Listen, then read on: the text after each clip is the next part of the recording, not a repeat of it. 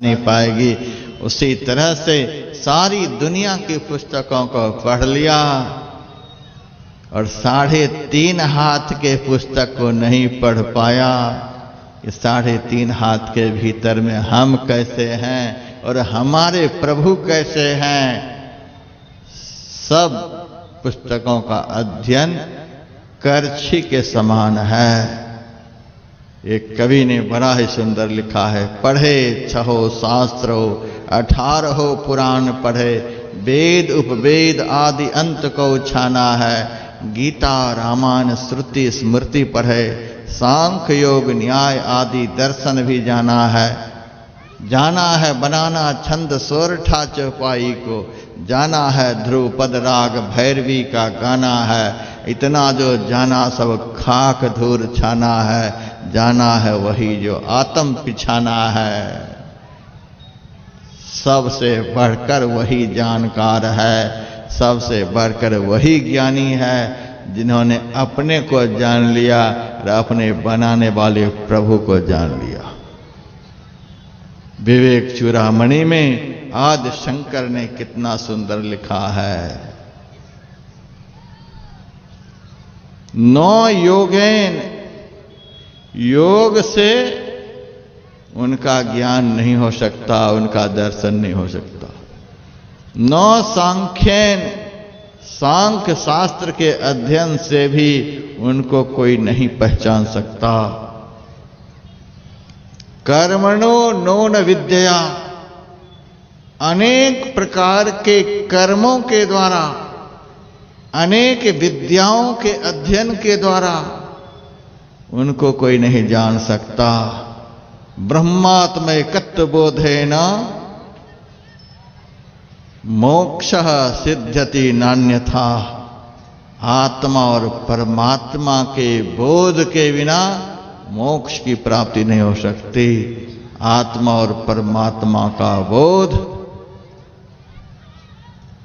एकमात्र ध्यान के द्वारा ही संभव है। परमात्म तत्व बहुत सूक्ष्म है, आत्म तत्व बहुत सूक्ष्म है। किसी भी इंद्रियों के द्वारा वह तत्व ग्रहण में आने योग्य नहीं है। उस सूक्ष्म तत्व को जानने के लिए हमारी दृष्टि सूक्ष्म होनी चाहिए। शास्त्र में 5 प्रकार की दृष्टियों की चर्चा है। जागृत की दृष्टि, स्वप्न की दृष्टि, मानस दृष्टि, दिव्य दृष्टि और आत्म दृष्टि। अभी हम लोगों के पास जागृत दृष्टि है, जागतिक जगत को हम लोग देख रहे हैं। जब सो जाते हैं स्वप्न देखने लग जाते हैं, उसको स्वप्न की दृष्टि कहते हैं।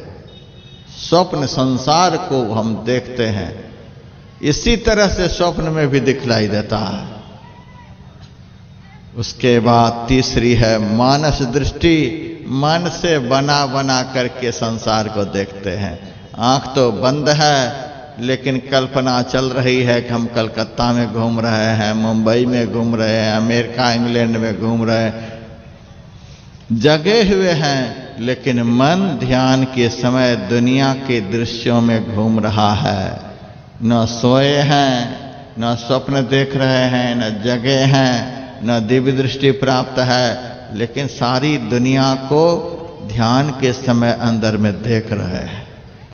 ये मन के द्वारा जो अनेक रूपों का, अनेक दृश्यों का दर्शन होता है, उसको मानस दृष्टि कहते हैं। इन 3 दृष्टियों के निरोध होने के बाद दिव्य दृष्टि प्राप्त होती है। हमारे मस्तिष्क में 72 करोड़ नाड़ियां हैं। 72 करोड़ नाड़ियों में 72,000 नाड़ियां प्रधान हैं। 72,000 नाड़ियों में 101 नाड़ियां प्रधान हैं। 101 नाड़ियों में 9 नाड़ियां प्रधान हैं। 9 नाड़ियों में 3 नाड़ियां प्रधान हैं। एक का नाम है ईड़ा, दूसरे का नाम है पिंगला, तीसरे का नाम है सुषुम्ना। मस्तिष्क में बाईं तरफ ईड़ा नाम की नारी है, दाईं तरफ पिंगला नाम की नारी है। दोनों नारियों के ठीक मध्य मुकाबले सुषुम्ना नाम की नारी है। दोनों आंखों के ठीक मध्य अंदर में सुषुम्ना नाम की नारी है। वह अत्यंत ज्योतिर्मयी नारी है। उसको योगियों ने ब्रह्म नारी भी बतलाया है।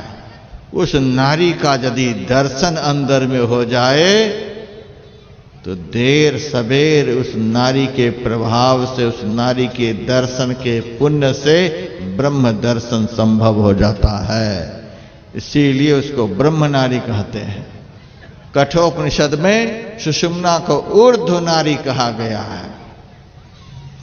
जितनी भी नारियां हमारी देह में हैं, सभी नारियों का संबंध शरीर के किसी न किसी एक एक अंग से है। और सुषुम्ना नाम की जो नारी है, उस नारी का सीधा संबंध ब्रह्म से है।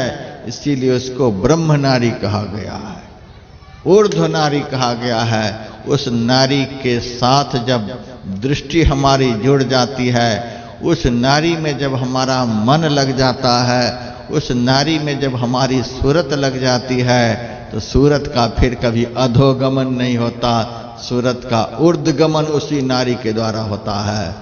ऊर्ध्व को प्राप्त करता हुआ एक दिन इतनी ऊंचाई को छू लेता है कि जिससे ऊपर कुछ भी नहीं हो सकता।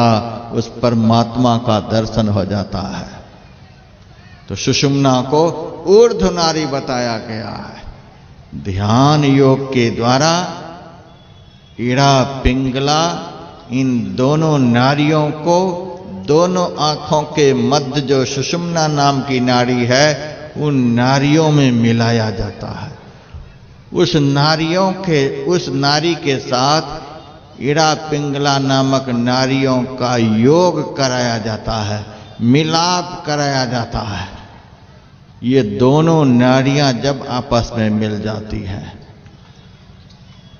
युग दृष्टि की एक तीक्ष्ण नोक से चीरी तेजस बिंदुरे, सुनो अंतरनाद ही लखो सूर्य तारे इंदुरे।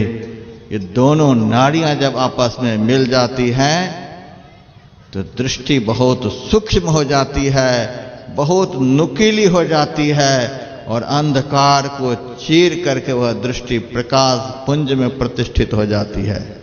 सूफी संत ने भी लिखा है, जिगर वो हुस्न की सुई का मंजर याद है अब तक, निगाहों का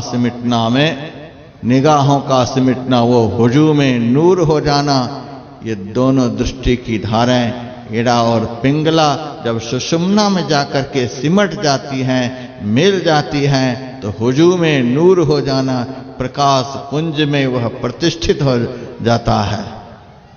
इन दोनों नारियों के मिलन होते ही सुषुम्ना नारी जो अत्यंत ज्योतिर्मयी नारी है, वो प्रकट हो जाती है। अंदर का अंधकार खत्म हो जाता है। अंदर के अंधकार खत्म होते ही दिव्य प्रकाश का दर्शन होता है। तो जिस दृष्टि से अंदर के प्रकाश का दर्शन होता है, उस दृष्टि को दिव्य दृष्टि कहते हैं। लेकिन धर्मशास्त्र कहता है, दिव्य दृष्टि के द्वारा परमात्मा का शाश्वत स्वरूप नहीं दिखलाई देता है, परमात्मा का प्रकाशमय शरीर दिखलाई देता है। परमात्मा के दो रूप हैं, ज्योति और शब्द। परमात्मा के दो शरीर हैं, ज्योति और शब्द। पहले ज्योतिर्मय शरीर का ज्ञान होता है, उसके बाद नादमय शरीर का ज्ञान होता है। यह भी शरीर ही है। और फिर जिनकी ज्योति है, जिनका वह शब्द है, उस ईश्वर का ज्ञान होता है। तो ज्योति का ज्ञान करने के लिए दिव्य दृष्टि है।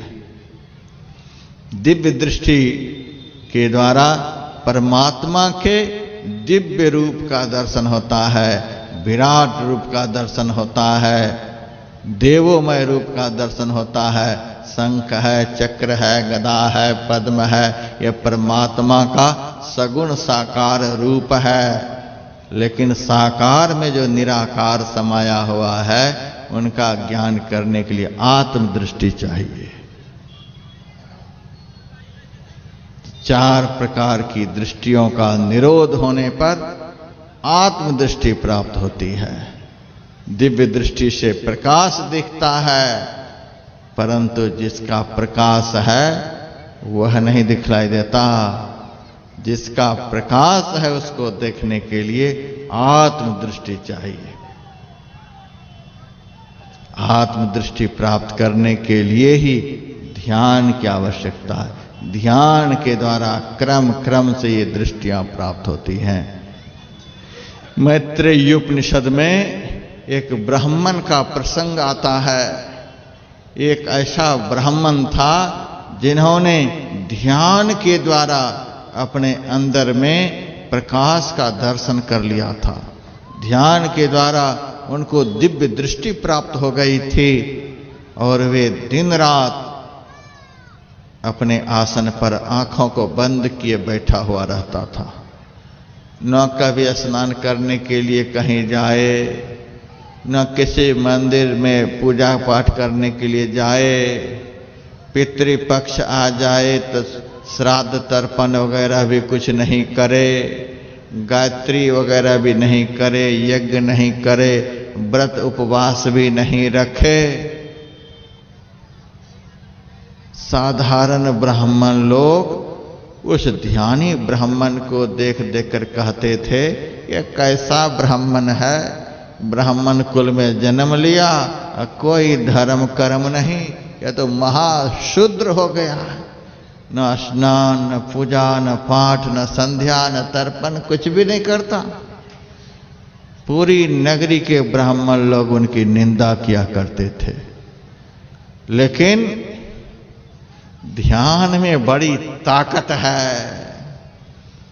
ध्यान के द्वारा जब अंतः प्रकाश का दर्शन होता है, अंतर्नाद का श्रवण होता है, तो समग्र झंझावातों को बर्दाश्त करने की ताकत उसमें आ जाती है।